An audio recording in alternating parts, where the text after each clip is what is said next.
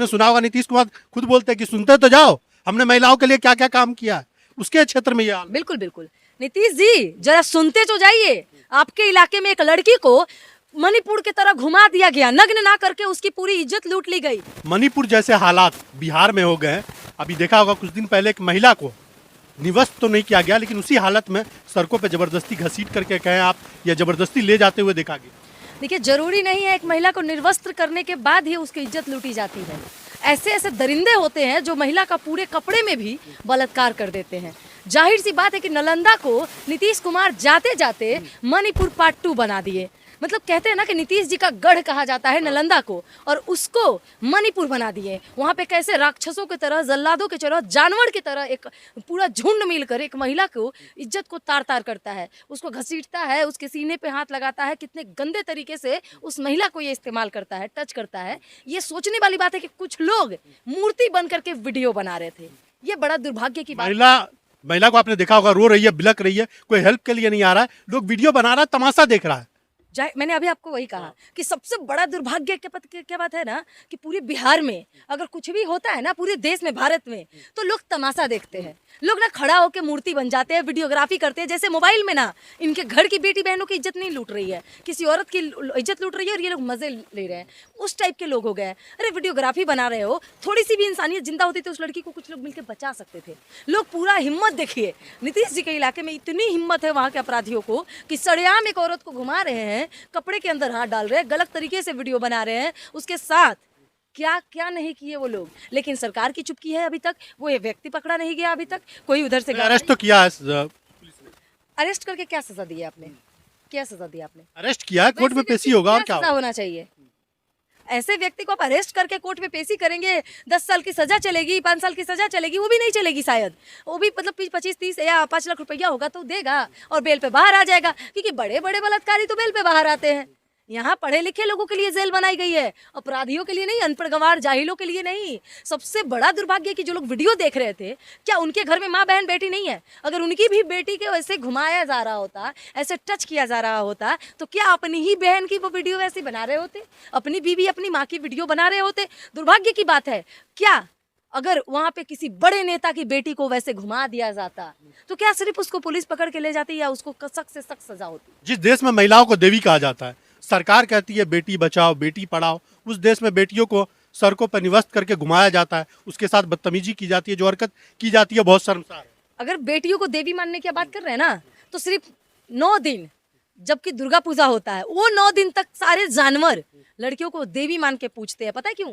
क्योंकि मेरे पाप कट जाए, हम पापी ना कहलाए। हर एक जाति का व्यक्ति उस झुंड में था। 1-2 व्यक्ति तो थे नहीं, बहुत सारे व्यक्ति थे। सारे झुंड मिलाकर के सभी जाति के लोग थे। हम किसी एक जाति को पर्टिकुलर उसको ये नहीं कर रहे, टोंट नहीं कर रहे कि आप एक जाति के हैं तो हम जाति के इस बेस पे आपको टारगेट कर रहे। नहीं, आपने ये गलत किया है कि आपने एक औरत को घुमाया है उस तरीके से। और औरत की कोई जाति नहीं होती भाई, औरत तो पूरे समाज की बेटी होती है।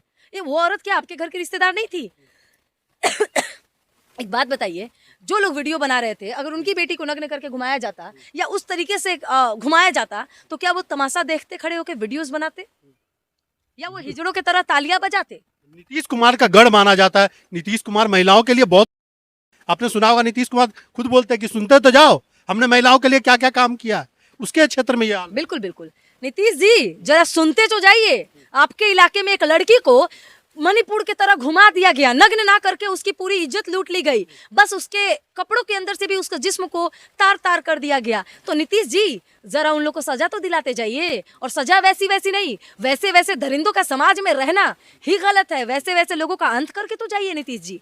या तो खुद को मुख्यमंत्री कहने से पहले चुल्लू भर पानी में डूब मर जाइए, क्योंकि आप मुख्यमंत्री कहलाने लायक नहीं है। अगर आपसे अपना इलाका नहीं संभलता है तो बिहार क्या संभालने चले थे?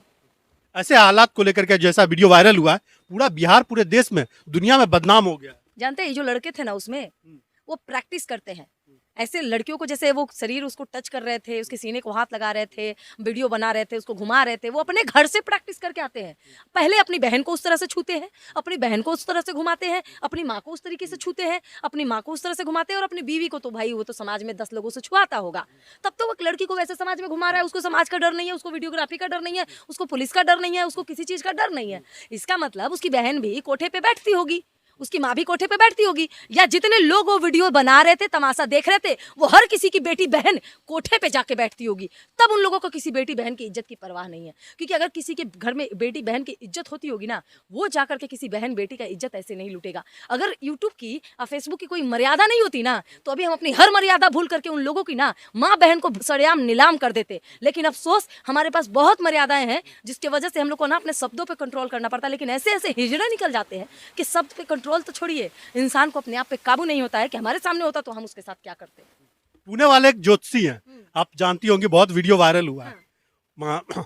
अगर उनके बारे में कुछ यूट्यूब पे चला दो या फेसबुक पे चला दो, तो बहुत बड़ी टीम है ज्योतिषी जी की, जो पूरा पैसा लगा करके हमारे वीडियो को रिपोर्ट मारने के लिए, यूट्यूब को फेसबुक को कंप्लेन करने के लिए लगा रखा है कि ताकि कोई इस पे वीडियो ना बनाए। और ऐसे ऐसे लोग महिलाओं के साथ जो हरकत करते हैं, आपने देखा होगा 58 से 100 वीडियो पुलिस ने वायरल की है। उस पर कोई कार्रवाई नहीं होगी। जितने लोग भी या जितने भी नेता, स्पेशली कहिए तो भाजपा के तमाम नेता, हम किसी एक को नहीं बोल रहे वो भाजपा का नेता तो नहीं था ज्योतिषी? अरे भाजपा का एजेंट है वो, आप लिख के ले लीजिए, क्योंकि भाजपा की ही महिला छाता तान के अगर उसके सर पे खड़ी है तो भाजपा से जुड़े हुए तो जरूर वो व्यक्ति होगा। तो खैर ऐसे ऐसे व्यक्तियों के बारे में बोलकर अपना चैनल क्यों डिलीट कराना। और ऐसे कुत्तों के बारे में अगर बोलेंगे तो हमारे मुंह गंदे हो जाएंगे, और ऐसे दरिंदों को अगर सजा ना दिलाया तो हमारा समाज गंदा हो जाएगा। तो दुर्भाग्य की बात है ना कि दोनों तरफ से सजा सिर्फ उस लड़की को मिल रही है। आज पूरा समाज के सामने अगर किसी की इज्जत गई है ना, तो ये समाज इतना दोगला है कि इज्जत सिर्फ उस लड़की की जाएगी, उन मर्दों का नहीं, जो सारे मर्द मिलकर के उन लड़कियों को घुमा रहे हैं। हाँ, तो जाहिर सी बात है कि नालंदा में जिस तरीके से मणिपुर की तरह, बिल्कुल मणिपुर की तरह हुआ है, इसमें कोई दोहराई नहीं है। आज बिहार, एक समय था कि मणिपुर के लिए हम लोग लड़ रहे थे, आज दुर्भाग्य की बात है कि हम बिहारी होकर बिहार में ऐसे घटनाओं पे बोलने पे मजबूर हो जा रहे हैं। थू है ऐसे सरकार पे कि वैसे वैसे दरिंदों को सिर्फ एक छोटी मोटी सुनवाई हो रही है। नहीं, ऐसे लोगों की सजा नहीं होती, ऐसे लोगों का अंत होता है। अगर ऐसे लोगों का अंत नहीं हुआ ना, तो 4 दिन जेल में रहने के बाद फिर बाहर आके वैसे ही तुगलई करेगा, और हो सकता है कि कल के आपकी बेटी के साथ करे। तब भी वीडियो बनाना और हिजड़ों की तरह तमाशा देखना, उससे ज्यादा कुछ नहीं करना।